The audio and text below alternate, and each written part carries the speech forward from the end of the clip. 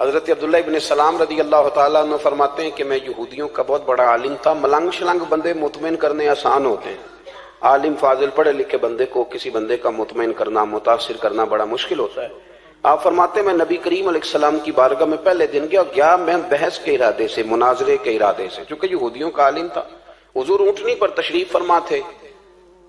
اور یارو محنت کر کے جو میک اپ کر کے چہرہ بنایا جاتا ہے اس کے اندر حسن تو کئی دفعہ ہوتا ہے پر جاذبیت نہیں ہوتی. لیکن جس بابے نے کبھی میک اپ نہ کیا ہو لیکن وضو ذرا طریقے سے کرے روز، تو رنگ گورا نہ بھی ہو تو لوگ کئی دفعہ یہ نہیں کہتے رنگ گورا ہے، بلکہ لوگ کہتے ہیں چہرہ نورانی ہے.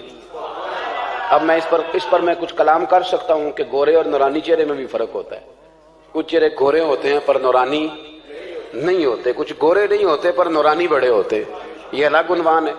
تو حضرت عبداللہ ابن سلام رضی اللہ تعالیٰ عنہ فرمانے لگے جب میں گیا تو حضور اونٹنی پر تشریف فرما تھے، کہتے ہیں سادہ وضو، اور میں دیکھ رہا تھا کہ داڑھی مبارک میں کنگھی بھی نہیں ہوئی تھی. سرکار نے سر پہ سادہ سا امامہ باندھا تھا.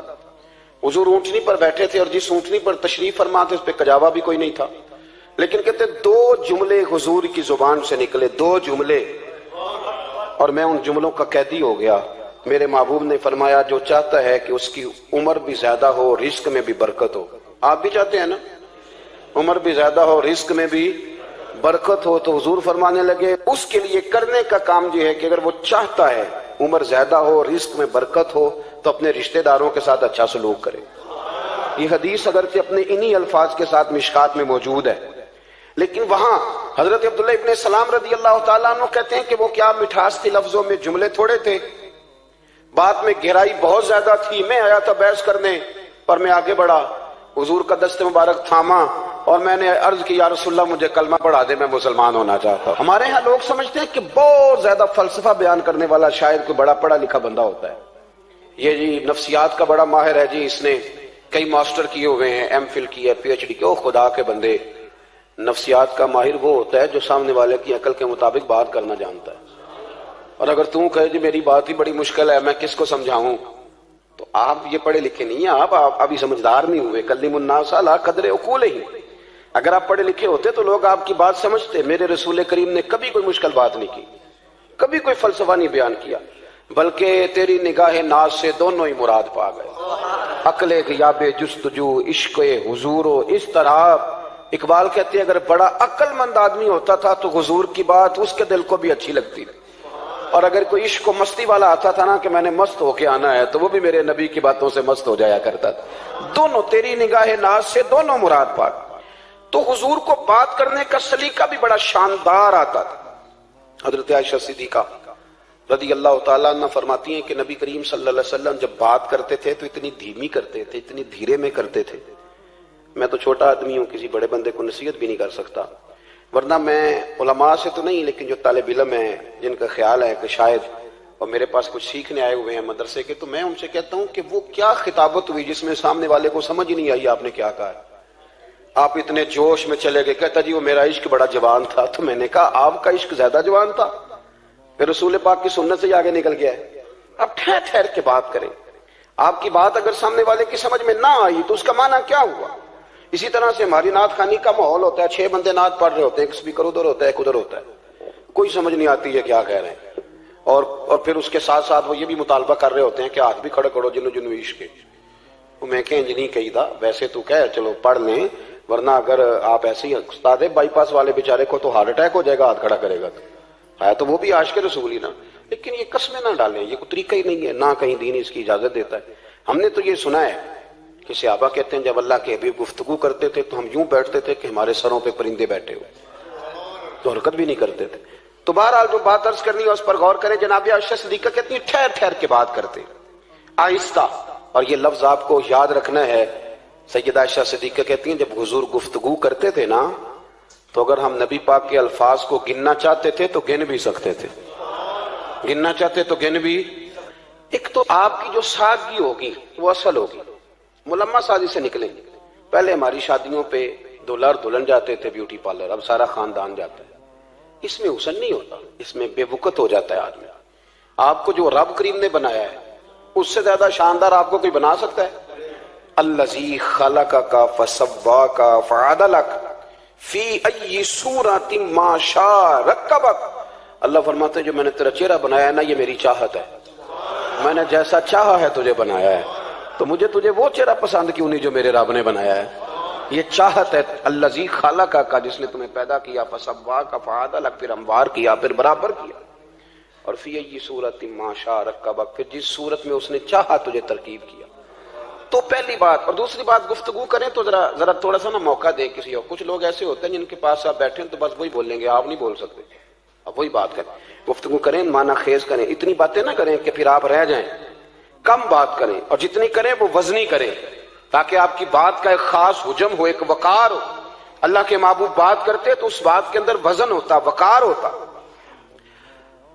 ہمارے صاحب رحمۃ اللہ علیہ ہمیں اکثر حکم دیتے تھے تقریر تھوڑی کرنا، نعت کے 2-3 شعر پڑھنا۔ تو میں نے ایک دن عرض کی حضور کیوں؟ فرمانے لگے اللہ رسول کی بات کو بے وقت نہ کر دینا کہ لوگ سننا نہ چاہیں اور تم جبرن سناؤ۔ فرمایا رنگ اس طرح کا ہونا چاہیے کہ لوگوں میں دلچسپی ابھی ہو اور بات ختم ہو جائے، اس کو بے وقت کر دینا ہے کہ زبردستی آپ۔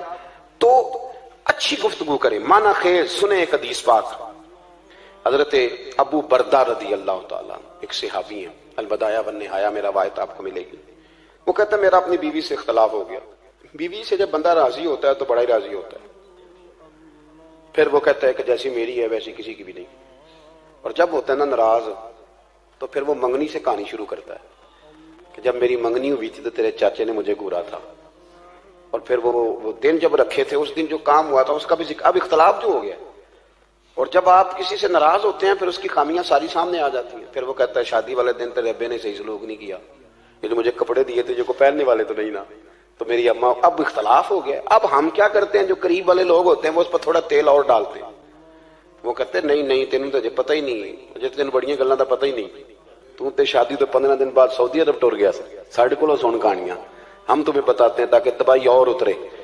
اس طرح نہ کریں، آپ ایک آدھ بات کہہ کے چلے جاتے ہیں، ان بیچاروں نے اکٹھے رہنا ہوتا ہے، ان کی زندگی دوزخ بنی رہتی ہے۔ ان کو قریب کریں۔ اللہ کے رسول تو کسی کا نکاح کرتے تھے تو میاں بیوی کے درمیان محبت کی دعا فرماتے تھے۔ تو وہ صحابی آئے تو اپنی بیوی سے ناراض تھے، تو انہوں نے اب بات شروع کر دی، کہنے لگے یہ بھی کرتی ہے، یہ بھی کرتی ہے، یہ بھی کرتی ہے، یہ بھی غلطی ہے، یہ بھی غلطی ہے، یہ بھی کوتاہی ہے، بڑی باتیں سنائیں۔ اللہ نے کان کتنے دیے اور زبان، اس کا مطلب ہے سنگل بولنا چاہیے اور ڈبل سننا چاہیے۔ آپ جتنا بولتے ہیں اس سے ڈبل سننے کا مزاج بنائیں، چونکہ کان اللہ نے 2 دیے اور زبان سنگل بولیں اور ڈبل سنیں۔ حضور سنتے رہے، بلکہ حضرت ابو بردہ رضی اللہ تعالیٰ عنہ کہتے ہیں میرے محبوب نے نا تکیہ منگا لیا، ٹیک لگا لی۔ کئی لوگ کہتے ہیں نا جی ڈاکٹر نے میری بات تو پوری سنی کوئی نہیں، تو جب تک پوری سنی نہ جائے بعض بندوں کو تسلی نہیں ہوتی، پورا وقت دیا۔ وہ کہتے ہیں جتنا میرے اندر غبار تھا سارا میں نے نکالا، اور میں نے ثابت کر دیا کہ میری بیوی میں یہ بھی کمزوری ہے، یہ بھی کمزوری ہے، یہ بھی کمزوری ہے۔ کہتے ہیں جب میں تھک گیا نا باتیں کر کر کے اور باتیں ختم ہو گئی تو حضور ہلکا سا مسکرائے، پھر پہلی نظر ہی لوٹ لے ماہی تیرے ہار شنگاراں۔ کہتے ہیں حضور ہلکا سا مسکرائے زیر لب اور فرمانے لگے کہ تیری بات ختم ہو گئی ہے تو ایک میں بھی کر لوں۔ تو نبی کریم صلی اللہ تعالیٰ علیہ وسلم فرمانے لگے صرف ایک بات کا جواب دے، صرف ایک، تیرے آگے ہیں یوں دبے لچے فصحا عرب کے بڑے بڑے، کوئی جانے منہ میں زبان نہیں بلکہ جسم میں جا نہیں۔ حضور فرمانے لگے یہ بتا کہ تیری بیوی میں ساریاں خامیاں ہی ہیں کہ کوئی خوبی بھی ہے؟ بھائی اتنا جواب دے دے، زیادہ لمبی چوڑی بات نہیں۔ تیری بیوی میں ساریاں خامیاں ہیں۔ اللہ جو بندے بناتا ہے نا تو ایسا کوئی بندہ رب کریم نے نہیں بنایا جس کے اندر اللہ نے کوئی خوبی نہ رکھی ہو۔ یہ الگ بات ہے کہ ہماری اپنی اینک پر مٹی پڑی ہوتی ہے اور ہم سامنے والے کا چہرہ صاف کرتے رہتے ہیں، اپنی اینک نہیں صاف کرتے۔ تو حضرت ابو بردہ رضی اللہ تعالیٰ عنہ فرماتے ہیں جب سرکار نے اس شخص سے یہ بات کہی نا کہ کوئی خوبی بھی ہے تیری بیوی میں، تو کہتے ہیں وہ شخص کہتا ہے میری نا بالکل ایک جملے نے سوچ ہی بدل دی ساری۔ یوں سمجھ لے کہ میں اس روڈ پہ چل رہا تھا، میرے نبی پاک نے مجھے اس والے رستے پہ ڈال دیا، بالکل ساری سوچ، یعنی ایک ہی جملہ لیکن ہر چیز بدل دی سرکار نے۔ حضور فرمانے لگے کوئی خوبی بھی ہے؟ کہتے میں تھوڑی دیر چپ رہا، عرض کی یا رسول اللہ صلی اللہ علیہ وسلم آپ حکم کریں۔ تو حضور فرمانے لگے اپنی بیوی سے کبھی بغض نہ رکھو، اگر تمہیں اس کی خامیاں نظر آئیں تو اس بات پر توجہ کرو جو اس کے اندر خوبی ہو۔ کہتے میں نے اٹھ کے عرض کی یا رسول اللہ میری بیوی پردے کی بڑی پابند ہے، میری خوابگاہ میں کوئی دوسرا شخص کبھی پیر بھی نہیں رکھ سکتا، تو فرمایا جا پھر گھر جا کے بسا، جو سب سے اعلیٰ خوبی تھی وہ تو اللہ نے تیری بیوی کو عطا کی ہوئی ہے، گھر بسا۔ تو ایک تو سرکار کی ظاہری جو اللہ نے آپ کو حسن و جمال دیا تھا وہ بے مثل تھا، گفتگو کا جو ڈھب اور سلیقہ دیا تھا وہ بے مثل اور بے مثال تھا، اور پھر جو حضور کی ادائیں تھی نا، کانا خلقہ القرآن۔ حضرت عائشہ صدیقہ کہتی ہیں میرے محبوب کے اخلاق دیکھنے ہو تو قرآن پڑھو، جن اخلاق کا قرآن درس دیتا ہے وہ عملی طور پر سارے مدینے والے محبوب میں پائے جاتے تھے۔ جو سب سے بہترین عادت تھی نا، بہترین ترین عادت، وہ اللہ نے میرے رسول کریم کو عطا فرمائی۔ ہمارا نا اب ایک مزاج بن گیا ہے، ہمارے بعض لوگ بڑے فخر سے بتاتے ہیں کہ جی مسواک سنت ہے، اب تو سائنس بھی مان گئی ہے کہ مسواک کریں گے تو آپ کے وجود کے اندر جو منہ میں فالتو مادے ہوں گے جراثیم وہ مر جائیں گے، اب سائنس بھی مان گئی ہے۔ مجھے کبھی کبھی اس لفظ سے بڑی تکلیف ہوتی ہے، میں کہتا ہوں کہ سائنس اگر نہ مانے تو ہمیں کوئی اس پہ فرق پڑتا ہے؟ نہ مانے سائنس، ہمیں کیا لینا دینا سائنس سے؟ سائنس تو کبھی کچھ کہتی ہے پھر کبھی کچھ اور کہنے لگ جاتی ہے، سائنس کا کیا ہے؟ سائنس کو منوانا ہماری ڈیوٹی۔ ہاں، اس طرح کا دین نہ بناؤ کہ معاذ اللہ دین کو سائنس کا غلام کر دو۔ سائنس کل بھی رسول اللہ کی غلام تھی، آج بھی میرے نبی پاک کی غلام ہے۔ تو حضور کی جتنی ادائیں ہیں، جتنی، ایک کدو شریف ہے، حضور نے کدو استعمال فرمایا ہے۔ آپ چلے جائیں کسی بھی جگہ پہ، جس بندے کو بہت زیادہ بلڈ پریشر کا مسئلہ ہونا تو اب اس کو ڈاکٹر کہتے ہیں کہ کدو ملے تو اس کو استعمال کراؤ۔ تیزابیت حد درجے اختیار کر جائے اور اندر کا نظام سارا درم برم ہو جائے تو اس کو کدو استعمال کراؤ، اور آپ اس کی خاصیت دیکھ لیں۔ تمام سبزیوں میں سے تحقیق بھی سب سے زیادہ اسی پہ ہوتی ہے۔ میرے رسول پاک کا ایک طریقہ مبارک ہے، اور صحابہ کے اگرچہ سید الطعام گوشت ہے، کانوں کا سردار اسے کہا گیا، لیکن حضرت انس بن مالک رضی اللہ تعالیٰ عنہ فرماتے ہیں کہ درزی نے نبی پاک کی دعوت پکائی تھی، وہ درزی تھا، کپڑے سیتا تھا۔ آپ فرماتے ہیں کہ میں حضور کے ساتھ اس درزی کے گھر گیا تو گوشت اور کدو پکا ہوا تھا۔ فرماتے ہیں اگرچہ سردار گوشت ہی ہے پر نبی کریم نے نا گوشت کے ٹکڑے ہٹا کے نا تو اندر سے کدو نکال کے کھایا۔ حضرت انس بن مالک کہتے ہیں مجھے کدو پسند نہیں تو میں نے کبھی نہیں کھایا تھا، گھر میں ہوتا تو میں جھگڑا کرتا، پر آج حضور کی رغبت دیکھی نا تو کل نہیں پسند تھا پر ابھی مجھے کدو بڑا پسند ہو گیا، مجھے کدو شریف سے پیار ہو گیا۔ جو اعلیٰ ترین چیزیں تھیں وہ نبی پاک نے استعمال فرمائی، اعلیٰ ترین۔ زیتون کی افادیت کبھی کم ہوئی ہے 1400 سالوں میں؟ کبھی کسی نے کہا ہو کہ زیتون استعمال نہ کرو؟ کبھی اس کی افادیت میں؟ یہ امامہ میرے نبی پاک کی سنت ہے، سارے پڑھیے صلی اللہ ہو، حضور کی سنت ہے نا یہ۔ کبھی کوئی بندہ ایسا آپ کو ملا ہو کہ اس نے امامہ باندھا ہو تو کسی نے کہا ہو رہن دے یار تینوں سونا نہیں لگتا؟ بندے سارے سونے تے نہیں نہ ہوندے، میری بات کی سمجھ آ رہی ہے؟ لیکن امامہ کبھی کوئی آپ کو ملے گا ہی نہیں کہ اس بندے کے مزاج کے ساتھ یہ فٹ، یا اس کے چہرے کے ساتھ یہ فٹ۔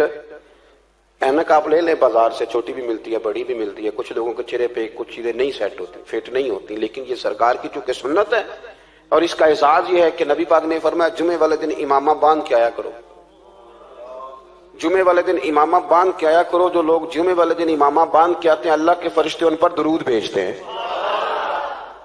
لیکن امامہ شریف ہونا چاہیے، اپنی مرضی کا رومال نہ باندھ لیں، کم از کم 3.5 گز ہو، اور ٹوپی کے اوپر باندھا گیا ہو۔ اپنی مرضی کا طریقہ نہیں اختیار کریں، وہ جو شریعت نے حدود بیان کی ہیں اس کے مطابق چلیں۔ میری بات کی سمجھ آ رہی ہے؟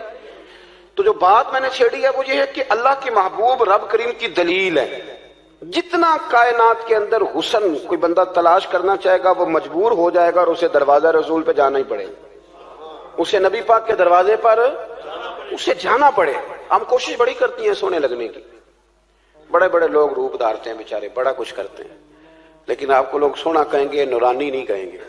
مجھے بڑی کر لیں، داڑھی روز بنائیں بے شک، لیکن فطرت داڑھی ہے، حسن ناراض ہو گیا، اور داڑھی بڑی سمجھدار ہے، کبھی عورت کے منہ پہ نہیں آتی، آتی مرد کے منہ پہ ہے، مرد کے منہ پہ داڑھی آتی۔ چلے میں کوئی بات نہیں کرتا ورنہ میں تو حنفی ہوں، میرے امام صاحب تو اس بندے کی گواہی قبول نہیں کرتے جس نے داڑھی نہ رکھی ہو، وہ کہتے ہیں اس کی شہادت کچہری میں قابل قبول نہیں ہے، وہ تو قبول نہیں کرتے اس کی شہادت کو بھی۔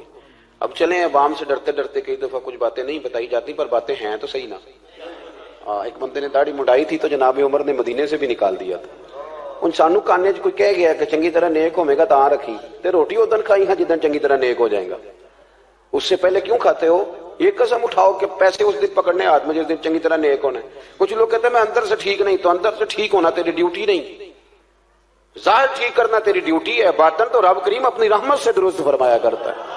تو جو تیرے ذمہ لگایا اللہ نے وہ تو کرنا, جو تیرے اللہ نے. ظاہری صورت سے ہوتا کیا ہے, سنو کیا ہوتا ہے. مولانا رومی نے لکھا ہے حضرت موسیٰ علیہ السلام کے زمانہ مبارکہ میں ایک شخص تھا تو حضرت موسیٰ علیہ السلام کی نقلیں اتارتا تھا. آپ کتنا لمبا کرتا پہنتا تھا, ہاتھ میں چھڑی پکڑتا تھا, تھوڑا غصے سے بولتا تھا, معاذ اللہ نقل اتارتا تھا. جناب موسیٰ کلیم اللہ علیہ السلام کی قوم کا جب غلبہ ہوا تو انہوں نے نکال دیا اس کو. تو نقلیں اتارتا ہے, وہ نکل گیا, شہر سے باہر نکال دیا. حضرت موسیٰ کلیم کہتے ہیں میں ایک دن کوہ طور پہ گیا ہوا تھا تو رب کریم نے مجھ سے فرمایا کہ فلاں جگہ فلاں درخت کے نیچے میرا ایک دوست انتقال کر گیا ہے, اسے اٹھائیے, غسل دیجیے, کفن دیجیے, جو اس دور کا طریقہ تھا, تدفین کر دے. حضرت کلیم علیہ السلام فرماتے ہیں میں اپنے حواریوں سمیت پہنچا, جب بندے کا چہرہ دیکھا تو حیران ہو گئے, یہ تو نقلیں اتارنے والا ہے, تو نقلیں اتارنے والا ہے. پر اللہ کے نبی رب کریم کے حکم کے آگے لا تو لا اللہ نہیں کرتے. یہ نہیں کہتے کہ میری عقل میں نہیں آ رہا. اٹھایا, غسل دیا, کفن دیا, تدفین کر دی اس کو. جب دفن ہو گیا حضرت موسیٰ علیہ السلام کوہ طور پہ حاضر خدمت ہوئے اور بارگاہ عالی مرتبت میں عرض کرنے کے مالک تو بے نیاز ہے, چارہ سوال تو نہیں, پر اپنی تسلی کے لیے مالک یہ فرمائیے کہ وہ تو نقلیں اتارتا تھا. تو رب کریم نے فرمایا موسیٰ بات یہی ہے, پر میں نے اسے نہ مرتے وقت ایمان نصیب کر دیا. وہ آپ کا کلمہ پڑھ کے دنیا سے گیا ہے اور توبہ کر کے گیا ہے, تو مالک اتنی کرم نوازی کیوں ہوئی؟ تو رب کریم نے فرمایا موسیٰ جب وہ تیری طرح بن سور کے نکلتا تھا نا, تیری ادائیں اپناتا تھا تو مجھے پیارا ہی بڑا لگتا تھا, وہ پیارا لگتا تھا. یارو دیکھو نا ترمذی شریف میں حدیث ہے, میرے رسول پاک علیہ السلام نے فرمایا میرا امتی جب سفید داڑھی لے کے قبر میں جائے گا نا, داڑھی اور وہ بھی سفید, تو رب فرشتوں سے فرمائے گا اسے عذاب نہ دینا, یہ میرے محبوب کی سنت سفید داڑھی لے کے آگے, مجھے شرم آتی ہے اسے عذاب دیتے. آپ بات کو سمجھے کہ یہ حضور کی سنت کا اعزاز جو اللہ کی بارگاہ میں, رب کے حضور جو سنت کا اعزاز اس لیے کہ کائنات میں سب سے اعلیٰ ترین جو کام تھا وہ کیا ہی میرے مصطفیٰ کریم نے. اعلیٰ ترین عمل نبی پاک کا, اعلیٰ ترین, اور طریقہ مبارکہ میں حسن اور جاذبیت. اور آپ اندازہ کر لیں ہم لوگ پٹری سے اتر جاتے ہیں, مرضی کرتے ہیں, ہمارا مزاج ہے جتنا مرضی کو کہے کہ الکوہل والی خوشبو استعمال نہ کریں, پر ہم کوئی نہ کوئی دلیل نکال کے لے ہی آتے ہیں. لیکن خوشبو اس دور میں بھی اتنی بکتی ہے جس کی حد نہیں, اور لوگ اپنی اپنی ضرورت کے لیے اس کو استعمال ہے. ان 1400 سالوں میں 1450 سالوں میں ایک دفعہ بھی ایسا نہیں ہوا کہ یہ کاروبار کہیں ٹھنڈا ہوا ہو. حرم شریف اللہ آپ کو لے جائے تو مسجد نبوی میں سونے کی دکان کے ساتھ خوشبو والی دکان ہوتی, یعنی اتنا مہنگا کاروبار ہے کہ جتنا کرایہ سونے کی دکان والا دے رہا ہے اتنا ہی خوشبو کی دکان والا دے رہا ہے. اتنا مہنگا یہ کاروبار ہے. ایک دن بھی اس کام کی اہمیت کم نہیں ہوئی. اور رسول کریم نے کیا فرمایا, صحابہ کہتے ہیں 3 چیزوں سے کبھی منع نہیں کرتے تھے. کوئی تکیہ دیتا تھا تو قبول کرتے تھے, کوئی بندہ اگر حضور کو دودھ پیش کرتا تھا تو نبی پاک قبول کرتے تھے, اور اگر کوئی شخص حضور کو خوشبو دیتا نا تو حضور جلدی قبول فرماتے. یہ مزاج تھا. تو جو اعلیٰ ترین چیزیں تھیں ان کو میرے رسول کریم صلی اللہ علیہ وسلم نے کیا, ہمیں کر کے دکھایا. ہمارا ظاہری حلیہ, آج بھی اہل عرب لمبا کرتا پہنتے ہیں, آپ لمبا کرتا پہن لیں, حیا کے زیادہ قریب ہے. کھلا لباس حضور پسند کرتے تھے, یہ شرم و حیا کے زیادہ قریب ہے, اس کے اندر انسان کا پردہ زیادہ ہے. وہ ساری اعلیٰ قسم کی صفات جن سے ایک آدمی متصف ہو سکتا ہے اور اپنے آپ کو سجا سکتا ہے, اپنے معاملات کو ٹھیک کر سکتا ہے, وہ ساری رسول پاک نے ہمیں عطا فرمائی. ایک حضور کا طریقہ مبارکہ تھا کہ سامنے والے جتنے لوگ حضور کے دائیں بائیں رہتے تھے ان کا خیال کرتے تھے. ہم تو خیال رکھواتے ہیں نا اپنا کہ سارے مل کے میرا خیال, میری عزت نہیں کرتا تو میری, تو میں کہتا ہوں کہ یہ تو یہاں اپنی عزت کی بھیک مانگی ہے یا آپ نے لڑائی کر کے عزت لی ہے. ایسا نہ کریں, آپ عزت دینی شروع کر دیں, اللہ آپ کو سکون عطا کر دے. آپ احساس کریں دوسروں کا. حضور نہ شدت کے ساتھ, یہ اعلیٰ سنت ہے میرے نبی پاک کی صلی اللہ ہو, سارے پڑھیے درود شریف صلی اللہ ہو, یہ اعلیٰ سنت ہے. آپ دیکھیں نا بخاری مسلم میں موجود ہے, حضور فرماتے ہیں میرا دل چاہتا ہے میں لمبی نماز پڑھاؤں, لمبی نماز پڑھاؤں, دل میرا چاہتا ہے. لیکن فرمایا جب میں دیکھتا ہوں نا کہ پیچھے بچے بھی کھڑے ہیں, بوڑھے بھی کھڑے ہیں, بیمار بھی کھڑے ہیں, تو گویا حضور فرمانے لگے میں بندوں کا احساس کر کے رب کی نماز چھوٹی کر دیتا. میں مختصر پڑھاتا ہوں. اور مسند امام احمد بن حنبل میں حدیث کے لفظ ہیں کہ اگر کوئی نبی پاک کا انتظار کر رہا ہوتا تھا تو نماز مختصر پڑھتے تھے اور اس کو فارغ کر کے بھی لمبی نماز پڑھتے. ایسا نہیں کہ اب آئے ہیں 4-5 لوگ تو ان کو پتہ چل جائے کہ حضرت جی بڑی تگڑی نماز پڑھتے ہیں, بڑے صوفی صافی آدمی, یہ نہیں. بلکہ نماز بلکہ مسند امام احمد بن حنبل میں تو وہ خوبصورت حدیث موجود ہے. سیدنا بلال حبشی رضی اللہ تعالیٰ عنہ فرماتے ہیں کہ میں نے عصر کی نماز کے لیے اقامت پڑھ دی تھی, حضور مصلی امامت پر تشریف لے گئے تھے, ایک یہودی کا غلام آیا اور اس نے آ کے عرض کی یا رسول اللہ میں بڑی مشکل میں ہوں, اگر آپ چلیں تو میرا مسئلہ حل ہو سکتا ہے, میرا مسئلہ حل ہو جائے گا. تو حضور کے احساس کی شدت کا یہ حال تھا کہ نبی کریم نے نمازیوں سے فرمایا تم بیٹھ جاؤ, میں پہلے اس کا کام کر کے آتا ہوں. خدا کے بندے تو ہیں ہزاروں, بنو میں پھرتے ہیں مارے مارے, میں اس کا بندہ بنوں گا جس کو خدا کے بندوں سے پیار. احساس کی شدت یہ حضور کی سنت ہے, اور بہت زیادہ خیال رکھنا دوسرے کا, یہ میرے نبی پاک کا طریقہ ہے. دوسروں کو سوچنا, دوسروں کے لیے بات کرنا, دوسروں کے لیے دعائیں کرنا, ان کے احساسات کا خیال رکھنا. سیدہ طیبہ طاہرہ حضرت عائشہ صدیقہ رضی اللہ تعالیٰ عنہ فرماتی ایک دن سرکار مجھ سے فرمانے لگے عائشہ جب تم مجھ سے ناراض ہوتی ہو تب بھی مجھے پتہ چل جاتا ہے, جب راضی ہوتی ہو تب بھی پتہ چل جاتا ہے. یہ ہمارا یہ مزاج نہیں ہوتا گھر کے اندر بھی.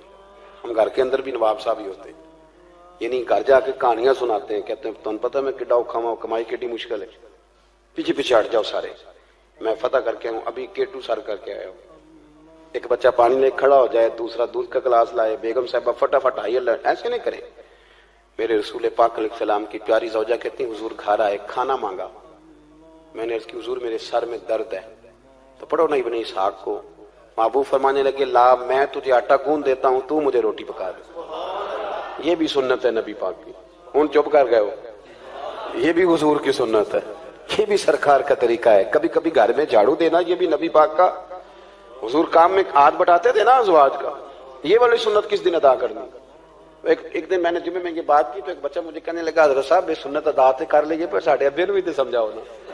ہنسنا نہیں جی مسجد میں اونچا. کہنے لگے وہ بیگم صاحبہ ایک دن بیمار تھیں اور سخت بیمار تھی, تو میں نے چائے کا کپ بنا دیا, حالانکہ بیچاری مجھے روز بنا کے دیتی ہے, تو میں نے بنا دیا تو ابا جی کہنے پتر رائے دی عادتاں نہ خراب کر لیں. تو اب آپ تو سنت کچھ اور بیان کر رہے ہیں, میں کہ تسی شروع کرو نا تاکہ تواڈے بچے تے نہ یہ سوال کرن یہ راج تسی کر رہے ہو. تو اس میں بھی کوئی حکمت ہوگی. بزرگ اگر کو بات کرتے ہیں تو وہ بھی کوئی اتنی بری نہیں ہوتی, اس کے اندر بھی کوئی نہ کوئی حکمت ہوتی ہے. لیکن اپنے گھروں کے ماحول میں خوبصورتی لائیں, یہ سٹیٹس نہیں اہل اسلام کا. بات سمیٹنے کی طرف آ رہا ہوں. حضرت عائشہ صدیقہ رضی اللہ تعالیٰ عنہ فرماتی ہیں حضور فرمانے لگے کہ جب تم راضی ہوتی ہو تب بھی مجھے پتہ چل جاتا ہے, اور جب ناراض ہوتی ہو تب بھی. تو میں نے کہا یا رسول اللہ صلی اللہ علیہ وسلم وہ کس طرح؟ آنکھیں میں نے کھول لی, حضور کس طرح؟ تو دیکھو نبی پاک سامنے والے کے جملوں کا بھی احساس کرتے, خیال کرتے کہ سامنے والا کہاں سے بات کر رہا ہے. اللہ کے محبوب فرمانے لگے تمہیں اگر کبھی قسم کھانی ہو نا, تمہارا مزاج ہے قسم کھانی پڑے اور تم مجھ سے ناراض ہو تو پھر تم کہتی ہو مجھے ابراہیم کے رب کی قسم, اور جب تم راضی ہو اور قسم کھانی پڑے تو کہتی ہو مجھے محمد مصطفیٰ کے رب کی قسم. تو جناب عائشہ کہتی ہیں میں زبان سے ہنس رہی تھی اور آنکھیں میری آنسو برسا رہی. میں نے کہا محبوبہ اتنا خیال کرتے, یہاں تک آپ کو احساس, یہاں تک پتہ ہوتا ہے, یہاں تک. میرے رسول کریم علیہ السلام لوگوں کا احساس کرتے, خیال کرتے, شوق پیدا کرتے, وارفتگی ہوتی. کئی دفعہ حضور فرض نماز پڑھ کے گھر چلے جاتے, تھوڑی دیر کے بعد آتے مسجد میں نماز پڑھ لیتے. کئی دفعہ قاضی اجاز مالکی رحمۃ اللہ علیہ اس کو لکھنے کے بعد اس کی شرح میں فرماتے ہیں اصل بات یہ تھی کہ حضور جب تک مسجد میں رہتے تھے صحابہ ادباً بیٹھے رہتے تھے, تو حضور فرماتے ہیں میں جاؤں گا نہیں تو یہ بھی نہیں جائیں گے. تو سرکار گھر تشریف لے جاتے تاکہ لوگ اپنے اپنے کام میں لگ جائیں, اور پھر حضور واپس آ جاتے. احساس ایک تو اپنی ظاہری وضاحت میں سادگی لائیں. ہماری بہت ساری مشکلات کی اصل وجہ یہ ہے کہ تکلف بڑا بڑھ گیا, بڑا تکلف بڑھ گیا. ہم کوشش کرتے ہیں دوسروں کے برابر جانے کی, ہمیں کیا ضرورت پڑی ہے دنیا سے مقابلہ کرنے کی. ہم نے تو اللہ رسول کی رضا کے اندر رہنا ہے, اور دنیا میں سب سے بہترین شخص وہ ہے جس کے پاس مال تو ہے پر لالچ کوئی نہیں.